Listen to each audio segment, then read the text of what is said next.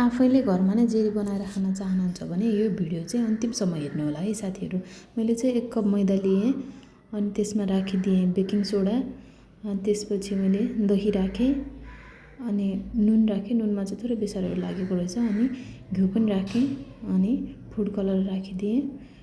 मनतातो पानी राखेर मजाले घोलेँ। मजाले चलाइसकेपछि ब्याटर चाहिँ यतिको रेडी भएको छ।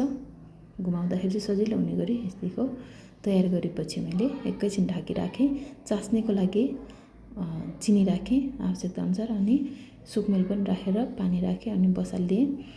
अनि यता चाहिँ मैले जेरी घुमाउन लागेको तेल तातिसकेपछि यसरी घुमाउन थालेँ। सुरुमा चाहिँ यस्तो भयो अनि चास्नी चाहिँ यता तयार हुँदैछ। यतिको च्यापच्याप्ती भइसकेपछि मजाले रेडी हुन्छ। अनि त्यसपछि चाहिँ सुरुको जेरीलाई मैले यसरी राखेँ। एकदमै क्रिस्पी बनेको छ साथीहरू। त्यो प्लास्टिकले चाहिँ घुमाउन अलिक सजिलो नभए जस्तो भएर त्यसको सकेपछि यो सानो बोतलको बिर्कोमा चाहिँ धुलो पारेर यसरी घुमाउन थालेको।